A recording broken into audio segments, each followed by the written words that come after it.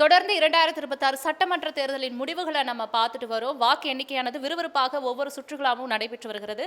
இது தொடர்பாக தங்களது பார்வையை பகிர்வதற்காக செய்தி தொடர்பாளர் திருமதி ஜெமிலா நம்முடன் இருக்கிறார். அவரிடம் பேசலாம். வணக்கம் மேம். தேர்தல் முடிவுகள் எப்படி வந்துட்டு இருக்கு? ஒரு வரலாற்று நிகழ்வாவே தொடர்ந்து டிவிக்கே முன்னிலையா வந்துட்டு இருக்கு. யாரும் எதிர்பார்க்காத ஒரு தேர்தல் முடிவாவே இது தற்போது வரை பார்க்கப்பட்டு வருது. இந்த நிலை மாறுமா, இல்ல தொங்கு சட்டசபை உருவாகுமா, இல்ல என்ன மாதிரி ஒரு சூழ்நிலை இங்க வரப்போகுது? உங்களோட பார்வை? டிவிக்கே முன்னிலை வகிக்கிறது அப்படிங்கிறது நம்ம சில நம்பர்ஸ் பார்க்குறோம். இருந்தாலும் அனைத்திந்திய அண்ணா திராவிட முன்னேற்ற கழகம் நிச்சயமாக ஆட்சி அமைக்கும் என்ற நம்பிக்கை எங்களுக்கு இப்பொழுதும் இருக்கிறது.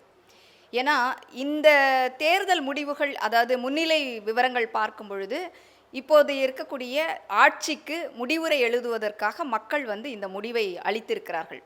ஆணவத்திற்கு, குடும்ப அரசியலுக்கு முடிவுரை எழுதியிருக்கிறார்கள். அந்த வகையில் அனைத்திந்திய அண்ணா திராவிட முன்னேற்ற கழகம் என்ற இயக்கம் இல்லவே இல்லை, காணாமல் போயிடுச்சு, இதற்கு சரியான தலைவர் இல்லை, இப்படியான நிறைய விமர்சனங்கள் எங்கள் மீது வைக்கப்பட்டிருந்தது. ஆனாலும் எல்லா விமர்சனங்களையும் தாண்டி நாங்கள் வெற்றி பெற்ற இடங்களில் மீண்டும் அதே இடத்தில் முன்னிலை வகித்து கொண்டிருக்கிறோம். கோட்டை என்று சொல்லக்கூடிய சென்னை போன்ற இடங்களில் பெருமையாக பேசி கொண்டிருந்த திமுக கோட்டை விட்டு இருக்கிறதா நம்ம இப்போ பார்க்க முடியுது. மக்கள் ஒரு மாற்றத்திற்கான முயற்சியை எடுத்திருக்கிறாங்க. அந்த முயற்சியில் அனைத்திந்திய அண்ணா திராவிட முன்னேற்ற கழகம் இப்போ சற்று பின்னடைவை சந்தித்திருக்கிற மாதிரி இருக்கு. ஆனால் தொடர்ந்து வரக்கூடிய வாக்கு சுற்று முடிவுகள் பார்க்கும் பொழுது நிச்சயமாக எங்களுக்கு வெற்றி வாய்ப்பு இருக்கும். தனிப்பெரும்பான்மையோடு நாங்கள் ஆட்சி அமைக்கக்கூடிய வாய்ப்பும் இருக்குது அப்படிங்கிற நம்பிக்கையோடு தான் நாங்கள் இன்னமும் களத்தில் காத்துட்ருக்குறோம்.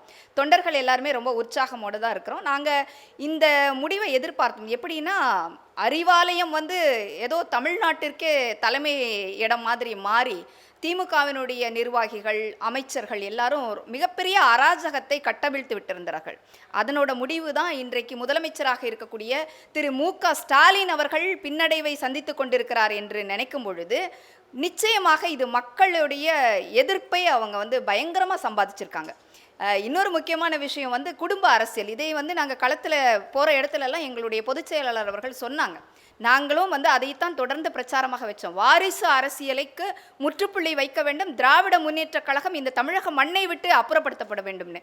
ஏன்னா முதலமைச்சராக ஸ்டாலின் வருவார்னு சொல்லி மக்கள் வாக்களித்தாங்க. ஆனால் அவர் என்ன செஞ்சார்? அவருடைய மகனை திரும்ப துணை முதலமைச்சராகினாங்க. அப்போ இதெல்லாம் பார்க்கும்போது மக்கள் இது குடும்பத்திற்கான அரசியலாக இருக்கிறது. தாத்தா வந்தார், அப்பா வந்தார், மகன் வந்தார் அப்படின்னு சொல்லி இருக்கும்போது இந்த அரசியல் நம் தமிழக மண்ணிற்கு தேவையில்லை என்ற நிலையில் தான் இந்த மாதிரியான முடிவுகள் வந்து கொண்டு இருக்கிறது. இப்போ பொதுவாகவே கடந்த சில நாட்களாக தேர்தல் முடிந்த நிலையில இருந்து கூட டிவிக்கோட வருகை வாக்கு வங்கியை பாதிக்க போகுது. 4 முனை போட்டியில் அதிமுகவுக்கு தான் அதிகமான பாதிப்பு, டிவிகே வருகை அப்படின்னு எல்லாம் பேசப்பட்டுட்டு வந்தது. ஆனால் இன்னைக்கு நிலவரத்தை பார்த்தீங்கன்னா, இப்போ இந்த 1 மணி நேரம் நிலவரப்படி பார்த்தீங்கன்னா தலைகீழாக மாறிட்டு வருது. டிஎம்கே கீழே போயிட்டு இருக்கு. ஆளுங்கட்சியா இருக்கிற ஒரு கட்சி இந்த அளவுக்கு 3வது இடத்திற்கு போவதற்கான காரணம் ஆன்டி இன்கும்பன்சியா, இல்லை டிவிகேக்கு ஏகோபித்த ஆதரவா? இல்லை, ஆன்டி இன்கம்பன்சி தான் நம்ம மெயினாக சொல்லணும். நான் ஏற்கனவே சொன்ன மாதிரி தான் இந்த குடும்ப அரசியல், இவங்க மொத்தமாக சேர்ந்து இந்த குடும்பமாக சேர்ந்து இந்த லாபி பண்ண விஷயம், மக்களுக்கான நல்ல நலத்திட்டங்களை கொண்டு வரல, 10 லட்சம் கோடிக்கு இந்த தமிழ்நாட்டை கடனாக மாற்றி வைத்தது, மக்களுக்கு நல்லது பண்ணுறேன்னு சொல்லி ஒரு 1000 ரூபாய் கொடுக்குறேன்னு சொல்லி கொஞ்சம் பேரை ஏமாத்துறது, இந்த மாதிரியான விஷயங்களை மக்கள் நீங்கள் பணம் கொடுக்கறதெல்லாம் அவங்க ஏற்கலை.